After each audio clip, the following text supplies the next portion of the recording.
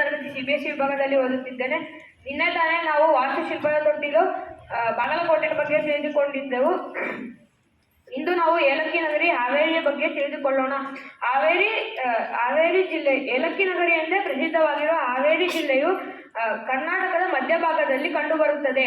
ಈ ಜಿಲ್ಲೆಯು ಉತ್ತರ ಕರ್ನಾಟಕದ ಹೆಬ್ಬಾಗಿಲು ಎಂದೇ ಪ್ರಸಿದ್ಧವಾಗಿದೆ. ಇಲ್ಲಿ ಹೆಚ್ಚು ಏಲಕ್ಕಿಯನ್ನು ಬೆಳೆಯುವುದರಿಂದ ಇದು ಏಲಕ್ಕಿ ನಗರಿ ಎಂದೇ ಪ್ರಸಿದ್ಧವಾಗಿದೆ. ಈ ಜಿಲ್ಲೆಯ ಇತಿಹಾಸ ತುಂಬಾ ದೊಡ್ಡದ್ದು. ಈ ಜಿಲ್ಲೆಯನ್ನು ಚಾಲುಕ್ಯರು, ಹೊಯ್ಸಳರು, ರಾಷ್ಟ್ರಕೂಟರು, ಕದಂಬರು ಮುಂತಾದವರು ಆಳಿದ್ದಾರೆ. ಆದರೆ ಈ ಜಿಲ್ಲೆಯನ್ನು ಯಾವ ಸಂಸ್ಥಾನದವರು ರಾಜಧಾನಿಯನ್ನಾಗಿ ಮಾಡಿಕೊಂಡಿಲ್ಲ. ಈ ಜಿಲ್ಲೆಯಲ್ಲಿ ಒಟ್ಟು 8 ತಾಲೂಕುಗಳು. ಅವುಗಳು ಎಂದರೆ ರಾಣೆಬೆನ್ನೂರು, ಬ್ಯಾಡಗಿ, ಹಾವೇರಿ, ಶಿಗ್ಗಾಂವ್, ಸವಣೂರು, ರಟ್ಟೆಹಳ್ಳಿ, ಹಾನಗಲ್, ಹಿರೇಕೆರೂರು. ಈ ಜಿಲ್ಲೆಯ ಬ್ಯಾಡಗಿ ಕೆಂಪು ಮೆಣಸಿನಕಾಯಿಗೆ ಪ್ರಸಿದ್ಧವಾಗಿದೆ. ಈ ಜಿಲ್ಲೆಯು ಮೊದಲು ಧಾರವಾಡದ ತಾಲೂಕಾಗಿತ್ತು. ನಂತರ 1997ರಲ್ಲಿ ಒಂದು ಜಿಲ್ಲೆಯಾಯಿತು. ಈ ಜಿಲ್ಲೆಯ ಪ್ರೇಕ್ಷಣಿಕ ಸ್ಥಳಗಳು ಎಂದರೆ ಸಿದ್ದೇಶ್ವರ ದೇವಸ್ಥಾನ, ಸಹರನಾಥ ಮಂದಿರ ಮುಂತಾದವು. ಇಲ್ಲಿ ಒಟ್ಟು 1000ಕ್ಕೂ ಹೆಚ್ಚು ಮಠಗಳಿದ್ದಾವೆ.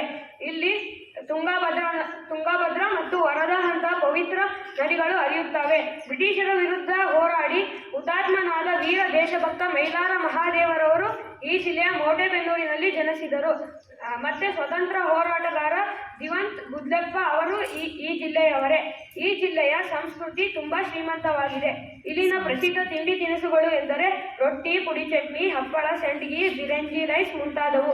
ಇಲ್ಲಿನ ಪ್ರಸ್ತುತ ಜಿಲ್ಲಾಧಿಕಾರಿಗಳು ರಘುನಂದನ್ ಮೂರ್ತಿ.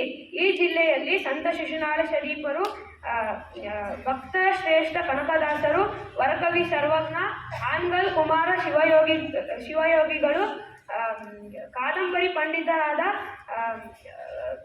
ಗಳಗನಾಥರು, ಜ್ಞಾನಯೋಗಿ ಪಂಚಾಕ್ಷರಿ ಗವಾಯಿಗಳು, ಜ್ಞಾನಪೀಠ ಪುರಸ್ಕೃತರಾದ ವಿಕೃ ಗೋಕಾಕ್ರವರು ಮುಂತಾದ ಮಹನೀಯರು ಈ ಜಿಲ್ಲೆಯಲ್ಲಿ ಜನ್ಮ ನೀಡಿದ್ದಾರೆ, ಜನ್ಮ ಎತ್ತಿದ್ದಾರೆ. ಇದು ಹಾವೇರಿ ಜಿಲ್ಲೆಯ ಹೆಮ್ಮೆ ಆಗಿದೆ.